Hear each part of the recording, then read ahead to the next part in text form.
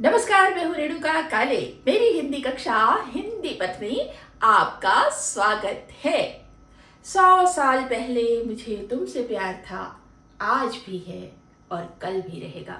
जी हाँ, यही काल है। कल, आज और कल, यही काल है। आपको समझ नहीं आ रहा ना मैं क्या बोल रही हूँ? चलिए, आ जाएगा। जी हाँ, आज हम पढ़ने जा रहे हैं काल। काल यानी कि टेंस, हिंदी में काल। अब ये काल क्या है? तो मैंने जैसा कि अभी आपको बताया है कि कल, आज और कल। कल यानी कि बीता हुआ कल, बीता हुआ समय। आज यानी कि जो अभी इस वक्त है वो समय। और कल यानी आने वाला समय। कल, आज और कल, ये काल के 3 प्रकार हैं, भेद हैं। बीता हुआ समय यानी भूतकाल, अभी जो है वर्तमान काल, और ये आने वाला जो समय है वो है भविष्य काल। इसीलिए मैंने शुरू में कहा 100 साल पहले, जी 100 साल पहले को छोड़ देते हैं। मुझे तुमसे प्यार था, भूतकाल। आज भी है वर्तमान काल, और कल भी रहेगा भविष्य काल।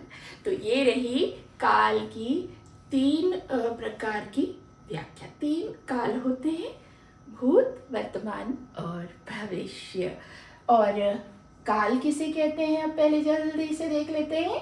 क्रिया के जिस रूप से कार्य के होने के समय का पता चलता है ना, वही काल है। कोई क्रिया, कोई काम किस समय हुआ है, ये जब हमें पता चलता है जिस शब्द से, क्रिया के जिस रूप से, तो पता चलता है कि ये कौन सा काल है। यही काल है जी।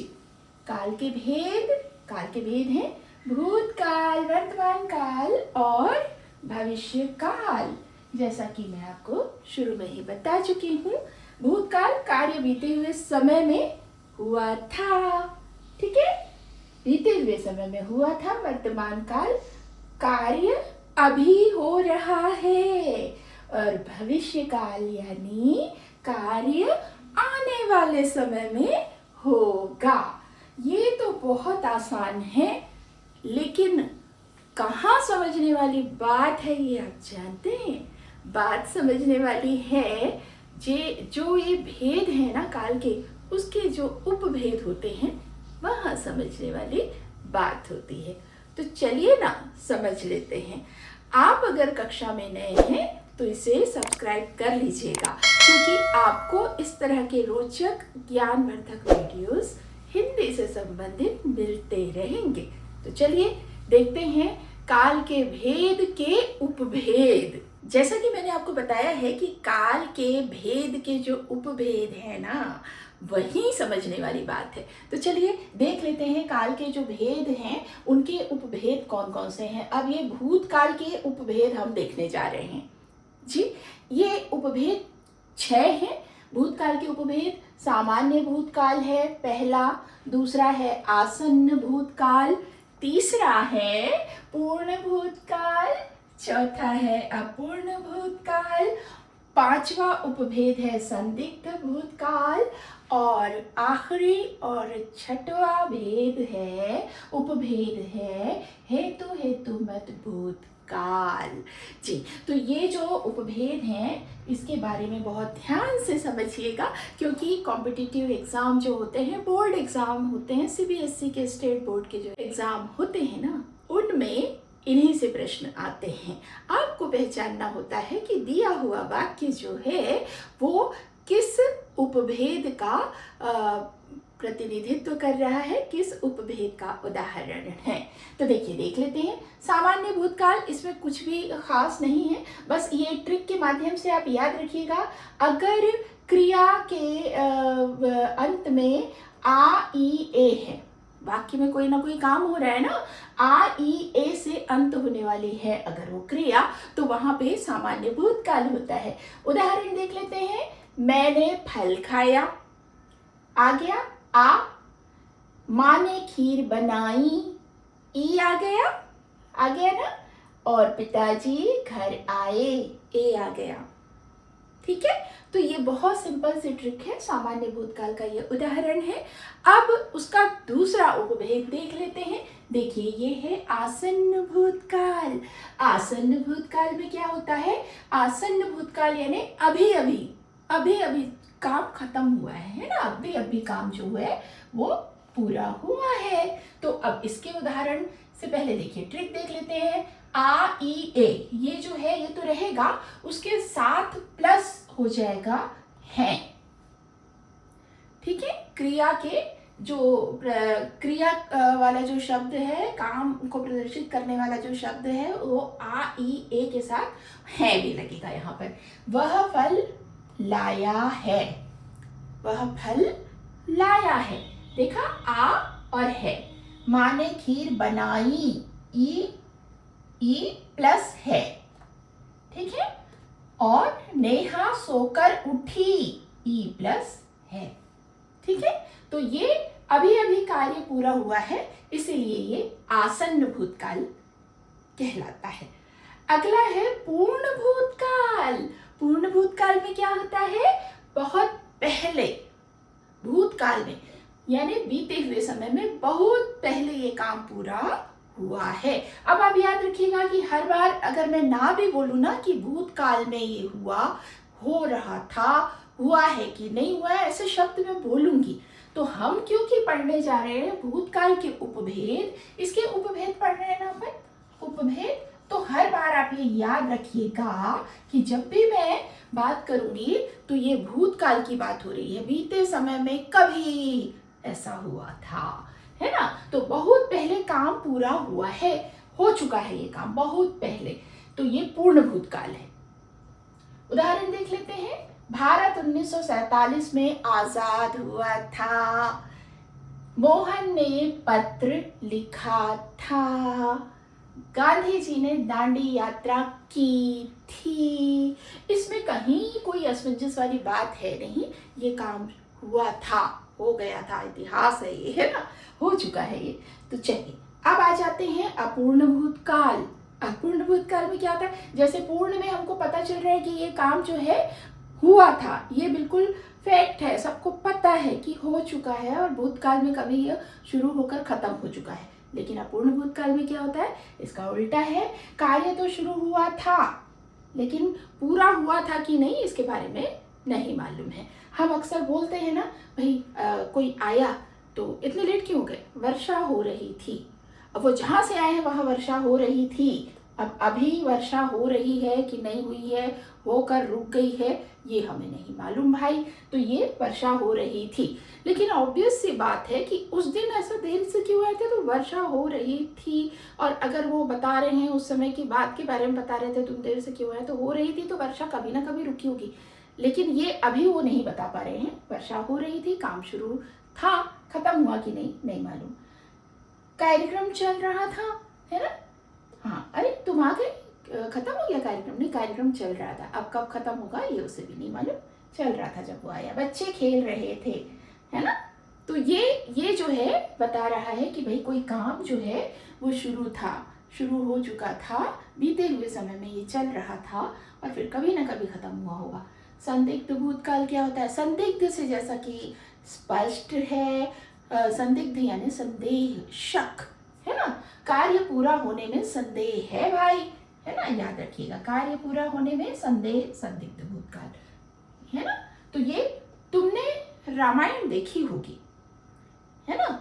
अब अगर बातचीत के दौरान अगर अपन कोई चर्चा कर रहे हैं, बचपन के दिनों को याद कर रहे हैं, या कोरोना काल में, कोविड के टाइम में हमें घर घर में रामायण, महाभारत जैसे बहुत ही लोकप्रिय सीरियल दिखाए गए थे, है ना, टीवी के माध्यम से।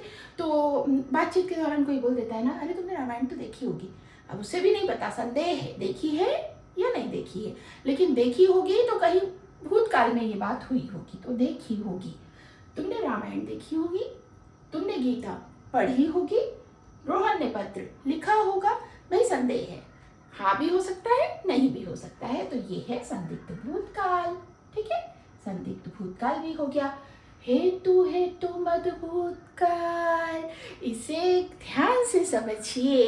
देखिए, हेतु मद भूतकाल, हेतु यानी होता है कारण, है ना, किस हेतु से आए हो, कारण।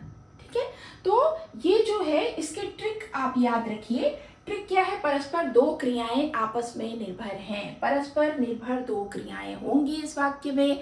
बहुत सिंपल सी बात है, आपको मैं कुछ उदाहरण देकर समझा रही हूँ तो आपको बहुत अच्छे से समझ आएगा। आपने एक वो मशहूर गाना हिंदी फिल्मों का सुना होगा ना, हमें और जीने की चाहत ना होती अगर तुम ना होते, अगर तुम ना होते।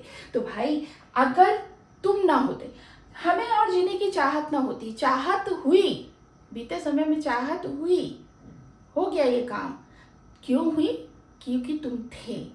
अगर तुम ना होते तो चाहत भी ना होती। ये तो भाई आपको मैंने मनोरंजक तरीके से, और जो चीज़ें हम बार बार सुनते हैं, फिल्मी गाने जो होते हैं हमारे इतने सुने, इतने पसंदीदा होते हैं कि उनसे जोड़कर कोई बात बता दी जाए तो बड़ी आसानी से याद रह जाती है। बस इसलिए मैंने ये उदाहरण लिया है। आगे के उदाहरण और जो हैं ऊपर के वो देख लेते हैं। यदि वर्षा होती तो अच्छी फसल होती। ठीक है भाई, सीधी सी बात है। शर्त लगी हुई है कि यदि ऐसा होता, शर्त यह है कि ये होता तो वो होता। मेहनत करते तुम मेहनत करते तो पास हो जाते, है ना। तो ये सारी चीजें जो है भूतकाल में की चीजें हैं कि अगर ऐसा होता, हुआ होता तो वैसा हुआ होता, ये होता तो वो होता, मेहनत करते तो पास हो जाते। तो ये हेतु हेतु मत भूतकाल का उदाहरण है। तो मुझे उम्मीद है कि अभी यहाँ तक तो आप बहुत अच्छे से समझ गए होंगे भूतकाल के 6 उपभेद, उन उपभेद के अलग अलग नाम और उनके उदाहरण और कुछ ट्रिक्स। तो चलिए अब आगे है वर्तमान काल, तो चलते हैं ना वर्तमान काल की ओर। आइए अब देख लेते हैं वर्तमान काल के उपभेद और उन्हें कैसे पहचानना है। तो देखिए वर्तमान काल के उपभेद जो है ना वो हैं, पहला है सामान्य वर्तमान काल। जी, तो ये सामान्य वर्तमान काल जो होता है ना उसमें क्या होता है, सामान्य रूप से वर्तमान में बात हो रही है। जैसे मैंने भूतकाल जब आपको बताया था, पढ़ा रही थी, उस समय मैंने कहा था कि जब भी मैं उदाहरण की बात करूंगी तो आप समझिएगा कि ये भूतकाल में जो बातें हुई हैं उसकी बात हो रही है। अब हम क्योंकि पढ़ने जा रहे हैं वर्तमान काल के उपभेद, तो यहाँ अब हमें जब भी हम बात करेंगे तो वर्तमान समय में, इस समय में, अभी मौजूदा समय में जो बातें, जो क्रियाएं हो रही हैं, कार्य हो रहे हैं, उसकी बातें हो रही हैं। ये आप अपने आप ही समझते चलिएगा। ठीक है, तो सामान्य रूप से वर्तमान में मैंने एक बार लिख दिया है होने वाली क्रिया सामान्य रूप से जो होती है। अब इसकी ट्रिक क्या है भाई, सामान्य रूप से होने वाली क्रिया जो है वर्तमान काल में, ता, ती, ते, हूं, है, हो, ये क्रिया के साथ में आखिर में आएगा। ठीक है, क्रिया के साथ में क्या जुड़े हो, तो ता है, ती है, ते हैं, है ना, ता, ती, ते, हूं, है, हो। अब उदाहरण से समझ लेते हैं तो बहुत ही आसानी से आपको समझ आएगा। देखिएगा उदाहरण, बच्चा हंसता है, ता है। ठीक है, मजदूर गड्ढा खोदता है, तो खोदता है। ये वर्तमान में ये होती रहती है, क्रिया हो रही है ना, ये वर्तमान की बात है कि ये चलता रहता है, ये काम अक्सर सामान्य रूप से होता है वर्तमान समय। शिक्षक पढ़ाते हैं, ठीक है, राम कविता लिखता है। तो ये सामान्य वर्तमान काल के उदाहरण हो गए। अब हम देख लेते हैं दूसरा उपभेद, तात्कालिक या अपूर्ण वर्तमान काल। जी हाँ, तो देखिए क्रिया चल रही है, वर्तमान समय में शुरू है क्रिया, जो भी काम हो रहा है, जो भी क्रिया हो रही है वो चल रही है। उदाहरण देख लेते हैं, है ना। इसमें अब क्रिया के शुरू हो चुकी है और चल रही है ये क्रिया, तो ये अपूर्ण और तत्कालिक वर्तमान। तात्कालिक यानी तत्काल, इसी समय जो हो रहा है ना, शुरू है क्रिया। अब इसकी ट्रिक ये है कि क्रिया के साथ रहा है, रही है, रहे हैं, ये आएगा। और अगर ये आएगा तो हमें पता चल जाएगा कि भाई ये तात्कालिक अपूर्ण वर्तमान काल है या तात्कालिक वर्तमान काल है। ठीक है, बच्चा हंस रहा है, ये काम अभी भी चल रहा है, हंसना शुरू किया था और हंस रहा है, हंस रहा है, हंसे जा रहा है। ठीक है, शिक्षक पढ़ा रहे हैं, तो भाई जैसे अब मैं अभी आपकी शिक्षिका हूँ, पढ़ा रही हूँ, पढ़ाने का काम शुरू है और पढ़ा रही हूँ, अभी भी पढ़ा रही हूँ, शिक्षक पढ़ा रहे हैं, देखिए रहा है, रहे हैं, रही है, ये अगर आ रहा है तो वो क्या कहलाएगा? तात्कालिक या अपूर्ण वर्तमान काल। अंतिम है इसका उपभेद संदिग्ध वर्तमान काल। तो संदिग्ध वर्तमान काल में क्या होता है? संदिग्ध वर्तमान काल में वर्तमान में कार्य पूरा होने में संदेह। हर जगह वर्तमान वर्तमान में ही बात हो रही है, वर्तमान काल का उपभेद हम देख रहे हैं ना। तो वर्तमान में कार्य पूरा होने में संदेह है भाई। इसकी ट्रिक क्या है? तो ट्रिक देख लेते हैं। ता ती ते, ठीक है, रहा रही रहे, ठीक है। इसके बाद होगा होगी होंगे, ये आ जाए तो हमें पता चल जाता है कि भाई ये संदिग्ध वर्तमान काल है। उदाहरण से और भी ज्यादा अच्छे से समझ आ जाएगा। उदाहरण देखिएगा, बच्चा हंस रहा होगा, ठीक है, बच्चा हंस रहा होगा, रहे होंगे, मैंने कहा ना, रहा रही रहे ता ती ते, ये जो है उसके बाद होगा होगी होंगे, ये आएगा तो संदिग्ध वर्तमान काल होगा। जैसे ता होगा, रही होगी, ये आया है। बच्चा हंस रहा होगा, शिक्षक पढ़ा रहे होंगे, रमेश गाना गाता होगा और माँ खाना बना रही होगी। तो देखा आपने वर्तमान काल के उपभेद और उन्हें पहचानने की ट्रिक्स और उनके उदाहरण, है ना कितनी आसान सी ये ट्रिक्स के साथ समझने वाली, उदाहरण के साथ समझने वाली बात। तो कोई भी चीज़ जो है थोड़ा आप उसका अभ्यास करते हैं, उस तरह के उदाहरण खुद से बनाते हैं ना, और अगर आपके सामने कोई वाक्य आता है और थोड़ा आप सोचते हैं कि ये किस काल का है, किस काल के किस उपभेद का उदाहरण है, तो ये प्रैक्टिस से धीरे धीरे धीरे धीरे आपको बहुत ही आसान लगने लगेगा। तो चलिए, अंतिम रह गया है अभी भविष्य काल। तो भविष्य काल के उपभेद भी हैं भाई, तो देख लेते हैं ना जल्दी से भविष्य काल और उसके उपभेद। आइए अब हम देखते हैं काल के अंतिम भेद, भविष्य काल के उपभेद। तो भविष्य काल के उपभेद जो हैं उनमें पहला है सामान्य भविष्य काल। सामान्य भविष्य काल में क्या होता है? सामान्य रूप से, अब जैसा कि हमने पहले के दो काल के उपभेद में देखा था, है ना, वैसे ही यहाँ देखेंगे कि भविष्य में कार्य होगा। हर बार जब भी बात होगी तो भविष्य की बात होगी ना। सामान्य रूप से भविष्य में कार्य होगा, जब ये पता चले तो सामान्य भविष्य काल होता है। उदाहरण देख लेते हैं। उदाहरण है, कल विद्यालय बंद रहेगा, ठीक है, माँ खाना बनाएंगी, पिताजी शाम को आएंगे। तो ये सारी क्रियाएं सामान्य रूप से भविष्य में होने वाली है, आने वाले समय में होने वाली है। तो ये सामान्य भविष्य काल। अगला है संभाव्य भविष्य काल। इसमें क्या होता है? संभावना व्यक्त की जाती है भविष्य में होने वाले किसी घटना, किसी काम की, किसी कार्य की। उदाहरण से समझिएगा। उदाहरण है, शायद वर्षा होगी, शायद मैं कल वहां जाऊं, शायद चोर पकड़ा जाए, और हो सकता है कल वो आए, ठीक है। तो ये सब भविष्य में होने वाली बातों की, घटनाओं की, चीजों की, कार्यों की संभावना व्यक्त की जा रही है कि शायद ऐसा हो, ठीक है। आखिर है आपका हेतु हेतु मत भविष्य काल।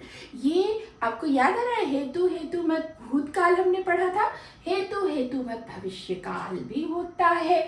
भविष्य में किसी क्रिया का होना या ना होना दूसरी क्रिया के होने ना होने पर निर्भर हो, ठीक है। जैसे तुम अगर साथ देने का वादा करो, मैं यूं ही मस्त नगमे सुनाता रहूं। शायर साहब का ये खूबसूरत गीत तो आपको याद होगा ना भाई। देखिए, तुम अगर साथ देने का वादा करो, मैं यूं ही मस्त नगमे सुनाता रहूं, है ना। तो अगर तुम ऐसा करोगे तो वैसा मैं करूंगा।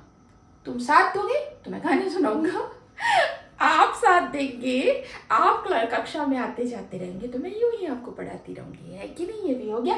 तुम अनुमति दोगे तो मैं जाऊंगा। भाई कहीं जाने की बात हो रही है, लेकिन वो किस पर डिपेंड है जाना? भाई अनुमति अगर तुम दोगे, परमिशन दोगे, तो मैं जाऊंगा। तो ये परस्पर क्रियाएं हैं जिसका होना नहीं होना एक दूसरे के होने नहीं होने पर निर्भर करता है। तो ये हो गया हेतु, हेतु मत भविष्य काल। मुझे उम्मीद है कि आज की काल की ये जो कक्षा है, अगर आपने पूरी देख ली है तो कहीं से कोई भी आपको संशय की, दुविधा की स्थिति नहीं होगी। बार बार आप उसे देखकर, समझकर, इस तरह के वाक्यों का अभ्यास करके अपने आप को काल में परफेक्ट बना सकते हैं। तो हिंदी पथ में आने जाने का सिलसिला बनाए रखिएगा। इसी तरह की कक्षाएं आपको मिलती रहेंगी। आज के लिए बस इतना ही। स्वस्थ रहिए, मस्त रहिए और अनुमति दीजिए अपनी काले मैम को हिंदी पथ से। नमस्कार।